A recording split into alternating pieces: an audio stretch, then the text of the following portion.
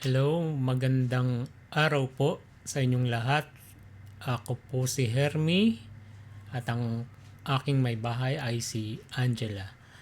Um, tagal na rin po akong hindi nakakapagbigay sa inyo ng update sa aming buhay.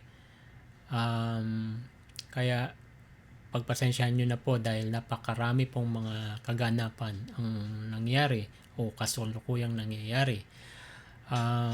Bago ang lahat, kamusta po sa aking nanay, sa aking mga kapatid, kamusta po sa aking mga in-laws, sa aking mga pamangkin, sa aking sa side ko po at sa side po ng aking may bahay, ganun din po sa aking mga kamag-anak sa Pilipinas. Kamusta po kayong lahat? At sa aking mga dating mga kaibigan, mga lumang kaibigan, mga kaeskwela, mga taong aking nakasalimuha nung kami po ay nandyan. Sa mga bago po sa aming channel, welcome po at salamat. Ako'y nagpapasalamat at natagpuan niyo po ang channel na ito. Ang aming pong layunin ay magbahagi ng impormasyon at makatulong na rin, makabigay ng inspirasyon sa inyong lahat na nagdadaan sa napakaraming pagsubok sa health problems, sa financial problems, at kung ano-ano pa. Hindi ko po masyadong pahabain itong episode na to actually napakarami pong pangyayari. So bibigyan ko lang po kayo ng bahagyang overview sa aming sa nangyari sa amin. Sa bago po sa aming channel, gusto ko pong ipakilala ang aking sarili. Ako po ay isang cancer patient dito sa Canada na nakasalukuyan po kaming namumuhay at nakatira dito sa British Columbia sa Richmond. At nandito po ako sa aming condominium unit. And 17 taon na po kami dito sa Canada. Dumating kami dito noong Setyembre 2008 bilang landed immigrant. At kami po ay naging citizen noong 2015 or 14 or 15. Ayan. Sa nakalipas na 6 na buwan, alam niyo po, yung noong Marso, ang aking may bahay niya, si Angela, ay na-let go sa kanyang trabaho. Pero bago po yun, naalala ko, kwento ko lang po sa inyo. Na-diagnose po ako noong November 2023 ng colon cancer. It's a late stage disease na nag-spread na siya sa aking it started from my colon and it has spread to my lymph nodes. Ang hatol po sa akin ay 2 taon. So itong parating na Nobyembre ngayong taon ay magdadalawang taon na po ako. So 3 months away.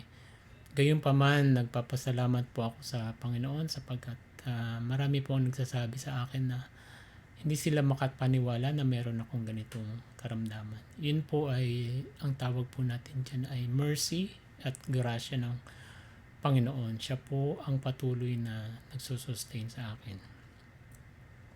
So balikan po natin yung kwento, yung topic about sa aking may bahay. 10 taon po siyang nagtrabaho sa isang credit union. Siya po ay isang assistant bank manager. Pero nitong Marso, siya po ay nilet go at binigyan inoferan po ng magandang severance package. So, dahil po siya ay matagal na rin doon at okay naman po yung binigay sa kanya severance package, tinanggap niya na rin yung offer na yon. And marami pong kwento, hindi lamang po dahil sa severance package bakit siya nagdesisyon na umalis doon.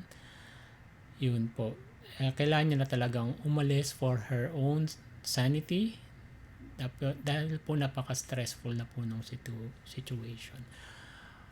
Yan po. So kalagitnaan po ng aming pinagdadaan ng krisis, ang aking karamdaman ay nagdesisyon po yung kumpanya niya na siya ay let go. Kaya the upside of it is natutukan po ako ng aking may bahay, no? Siya yung nagpapainom sa akin ng gamot, siya yung naglilinis ng bahay namin, naglalaba, nagluluto, nagtatapon ng basura, at natututukan niya po yung treatment ko. Ayun. So going back to my treatment, nasa third line of treatment na ako, and after this wala na pong kasunod. Yung first 2 line of treatment ko, yung first line is tumagal ng 10 taon. 10 buwan. At hanggang sa hindi na siya gumagana. And then sumunod ay 7 buwan at nasa third line of treatment. So yung unang dalawa is through chemotherapy na sinasaksak sa akin dito sa aking port.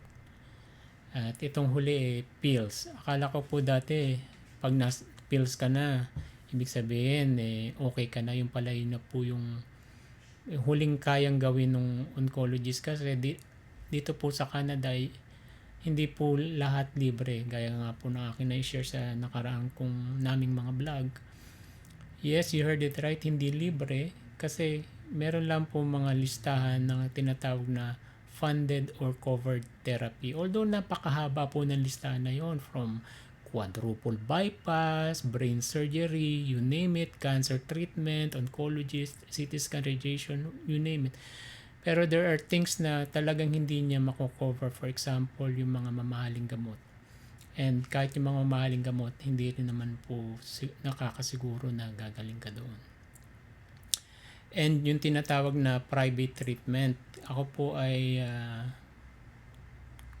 kami po ni ang aking may bahay nagdesisyon na kumuha ng second opinion and kumuha ng private treatment para po masuporta ng aking kalusugan habang ako po ay binibigyan ng chemotherapy. Ang gastos po namin doon ay, ang average po ay 6,000 Canadian kada buwan. And so far we were able to sustain that kasi po nakakuha po ako ng critical illness and saka sa life insurance. Nung dumating po kami dito that was 17 years ago, yan po ang uno naming kinuha. Bagamat ang trabaho namin ay napakaliit ng sweldo, nangungupahan kami sa napakaliit na room. Naisip namin wala tayong, kung may mangyari sa atin, we need something to help us. So, yun po. And na-share ko na nga po sa inyo kung gaano kaganda po yung nangyari. Na na-approve po lahat ng iyon nung ako po ay nag-claim. And ako po ay kasalukuyan pong still employed. So may sweldo pa rin po ako. Although I'm on a temporary long-term leave. Nakaschedule po akong bumalik sa isang taon sa around June 2026. Pero yung dati ko pong sweldo, yun po rin po ang aking natatanggap. So praise the Lord for that.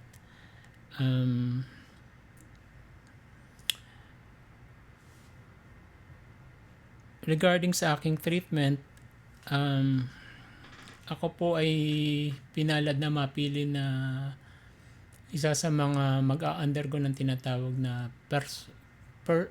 personal oncogenomics o POGS ang tawag dito. Ito po ay isang pag-aaral sa mga cancer patients na kagaya ko na tila ba maraming nakikita pero tila ba malusog pa at medyo bata pa. Kami po ang aking may bahay ay we are in our early 50s, no? Hindi po lahat ay nabibigyan po ng ganitong pribilehiyo. Kaya nagpapasalamat po ako sa Panginoon. And ito po ay hindi po ito upang humanap ng, ito po isang research upang pag-aralan kung ano nga ba ang sanhi nitong particular na sakit ko, yung gene ko. So ito po ay personalized, ibig sabihin pag-aaralan nila yung buong genome ko.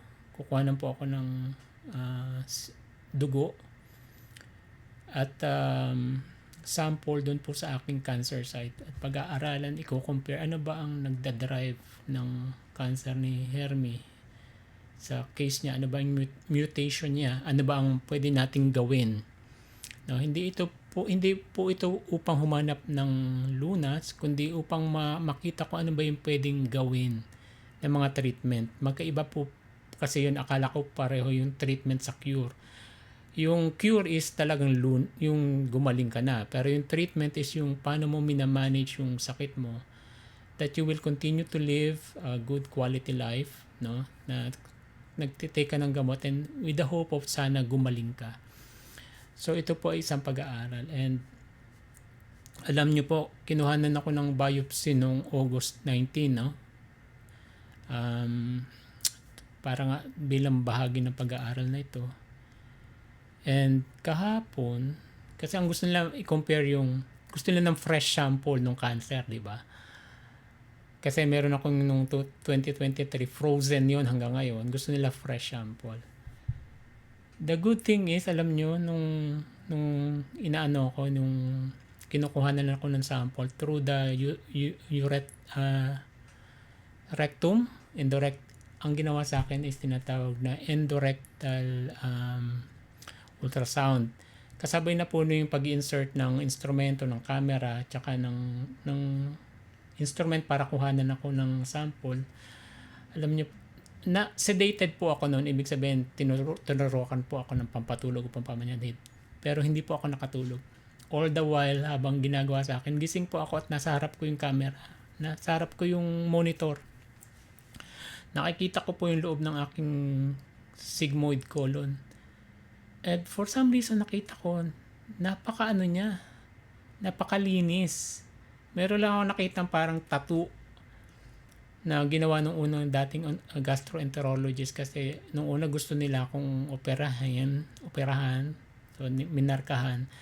Pero later on, they decided na late stage na siya, i-focus na lang tayo sa quality of life niya, wag na natin siyang pahirapan. So nung all the while na ginagawa sa akin ito, gising ako, nakikita ko yung loob ng aking sigmoid, napakalinis, at naririnig ko pa nga, saan tayo kukuha? Parang anipis-nipis, saan tayo kukuha? Para nakita ko po, wala pong polyps, wala pong yun yung tumor. And so kumuha po sila regardless. Tapos kahapon tinawagan ako ng Dr. Hermie, negative yung biopsy mo eh. Kailangan mo yata ulit mag-biopsy. Ako naman, nung una, so siguro ang ina-expect nila, makakita sila para mapag-aralan. Pero on the flip side, good news po yun. The fact na wala silang nakita, binayopsy, the fact na wala silang nakita, good news po yun. Diba po? Ang isang nga lang pong challenge natin ngayon is yung third line of chemotherapy ko, yung tablet na lang. Bumabagsak po ang aking white blood cell, red blood cell, tsaka yung neutrophils ko. Yung neutrophils ko is extremely low. Alam nyo po, tamaan lang ako ng isang sipon, pwede akong magkaroon ng matinding lagnat o sakit at kailangan isugod sa ospital. Kaya nag-iingat po kaming mabuti ni baby po ang tawag ko sa aking may bahay, na wag magkasakit. So aking kinakain, iniinom, hinahawakan, sinasanitize niya lahat yan. Yung exposure ko sa crowd kailangan minimal, kasi pwede po ako magsakit. Pero gayon pa man, alam niyo po, sa awa po ng Panginoon, nakikita niyo naman po sa akin tsura, no? Para bang napakalakas ko, no? Although nung mga itong nakaraan na buwan, kaya nga po hindi kami nakapag-vlog, kasi ang ginagawa po namin ni baby, imbis na ipamalitan namin yung mga paghihirap na dinadaanan namin at that time, ang una namin ginagawa, lumuluhod at lumalapit po kami sa Panginoon. Humihingi po kami ng favor, ng kanyang grace, na tulungan kami sa lahat ng aming pinagdadaanan. So yun po yung major part ng biyahe na ito, na ang pagtawag sa Panginoon ay siya lamang po talaga ang tunay na makakatulong sa atin sa lahat po ng ating pinagdadaanan. And itong September magsisimula na po si baby sa kanyang bagong trabaho. matapos ang 6 na buwan na, paghahanap, yung napaka-intense po ng competition ngayon sa paghahanap ng trabaho dito sa Canada. At dahil po marami pong nagsara po yung Hudson's Bay, so marami po ang nag-employment insurance. Ito po ay maliit na ayuda ng gobyerno, kada 2 linggo ata yun, pero napakaliit. So nagko-compete siya sa paghahanap ng trabaho, and you know what, akala natin na dahil maganda naman ang credentials niya, wala naman siyang bad record dun sa dati niyang kumpanya, flawless ang kanyang performance. Akala namin madali siya makakuha ng trabaho. Yung pala, it can work against you pagka nasa management level ka na. So pag nag-a-apply siya, dumating siya sa point na nag-a-apply na siya sa mga Costco, yung mga service jobs, cashier jobs, teller jobs, hindi siya natatanggap. Pero sa awa po ng Panginoon, alam niyo po, binigyan po siya ng Panginoon ng bagong trabaho na ang compensation ay katulad o higit pa dun sa dati niyang trabaho, na masigit ang benefits. Dati po ay nasa credit union siya, ngayon po ito po ay isa ng bangko, isa na nationwide ang sakop, at maganda rin po ang kanyang posisyon doon, so bilang banking advisor. So napakabuti po ng Panginoon na sa wakas ay nakakuha na po si baby ng bagong trabaho, and same benefits, yung mga benefits, mga discounts, mga investment benefits na bilang empleyado ng bangkong ito ay bibigay din sa kanya. So salamat po sa Panginoon sa development ngayon. Ngayon naman po nitong 1 linggo, bumigay na naman po yung hot water pipe dito po sa aming kitchen. Alam niyo po, nung October 2023, before I was diagnosed, bumigay po yun, yung kitchen namin, nagkaroon ng flooding, and nasira po yung mga cabinets namin. Kasi po yung behind the wall, meron pong tinatawag na hot water pipe na copper. Dahil po medyo matanda na po ang building, so this building is already 30 years old. So nagsisimula na bumigay yung mga ganyan, yung mga services, yung mga copper tubing. So they had to dismantle everything, to remove yung backsplash, yung mga cabinets para hanapin. And once nahanap, they had to replace everything. Awa naman po ng Panginoon, dahil ito po ay nanggaling sa loob ng wall, hindi po namin sagot, kundi sagot po ng maintenance o ng strata, yung gastos po, lahat po ng gastos. Pero ito nga, last week bumigay na naman sa same pipe, pero sa ibang parte naman, dito naman sa may bandang Kisame. So ngayon, hindi kami masyado makapagluto na naman, kasi mayroong mga butas yun sa aming wall, and kailangan naming i-vacate kahit pa paano pag ready na yung plumber na bumalik at ayusin. And right now we are working with the strata na paano naman yung mga na-damage na cabinets namin, yung mga drywall namin na nagkaroon ng mold, kailangan palitan ulit yan, same as before. So ayun, so yung isang kasalukuyang nangyayari ngayon. Yeah, and sana maayos. Yung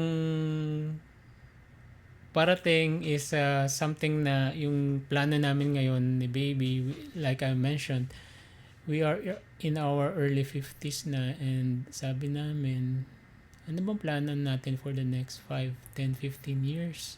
Tagal na tayo dito sa Canada. And namimiss talaga namin yung pamilya namin. Gustong-gusto namin umuwi. Pero dahil nga bi-weekly yung treatment ko, hindi kami makauwi. And kailangan, dahil nga sa mga requirements ng insurance, hindi ka pwede basta-basta magbiyahe. Yeah, you are on leave, pero biyahe ka ng biyahe. There's something wrong, so you're not sticking to your treatment schedule. So what we did is we started looking Kasi gusto rin namin mag-reconnect sa aming pamilya, no? Sa mga kaibigan. We don't want to wait until we are 60, 65. Tsaka pa lang tayo ulit babalik. Masyado na pong maraming panahon ang lumipas. Baka, that lost time, hindi kayang bayaran ng pera kung ano man yung ma-achieve mo dito. So, we decided na started looking for a place that we can, like a halfway place na pwede kami pag-uwi kami. We can stay for as long as we want, no? Without inconveniencing our relatives, our family. Although we appreciate na nagre-ready talaga sila a room na pwede kami magstay. But it's been so long na wala kami na we don't want to disrupt again their flow, no? So kumbaga naka-adapt na rin sila na lagi kaming wala, although they miss us a lot. So we started looking for a property at meron na kaming nakita dito sa may Grass Residences dyan sa SM North, and it's a foreclosed property. So we submitted an offer na cash purchase kasi ayaw naming mag-financing, masyado na siyang mabusisi at ang dami nang hinahanap. Although ito naman mabusisi pa rin. But we were able to submit the documents, and ngayon nga isasabit i-FedEx namin mamaya yung mga notarized documents kasi we need to assign a special power of attorney and mag-submit ng mga documents na with wet signature. So isasend namin ito mamaya. So pag nasabit na namin, na-fulfill na namin yung requirements na offer, and then we go to the next step. So we're excited for that. So siguro nga it's mahaba na tong video na to, and ready na rin si baby. So dito ko na po muna tatapusin ang episode, and I just wanted to let everybody know na if you're going through something, a health problem, financial problem, don't hesitate to reach out to us. We can pray for you. Who else will understand what you're going through than those people who are going through the same or similar ordeal? And God is faithful. Kahit na we are not faithful, but He is always faithful, and always humble ourselves to Him. Siya po ang nakakaalam ng kung ano mangyayari nung nakaraan, ngayon at sa kinabukasan. And we don't know what will happen even tomorrow, no? So we just submit to Him. We surrender our life to Him. Baguhin po natin ang ating buhay. Magsisi po tayo sa ating mga kasalanan. Tanggapin po natin yung offer niyang salvation through the death and resurrection of our Lord Jesus Christ, no? Salamat po sa inyong panonood, and hope to see you again in the next episode. God bless you all.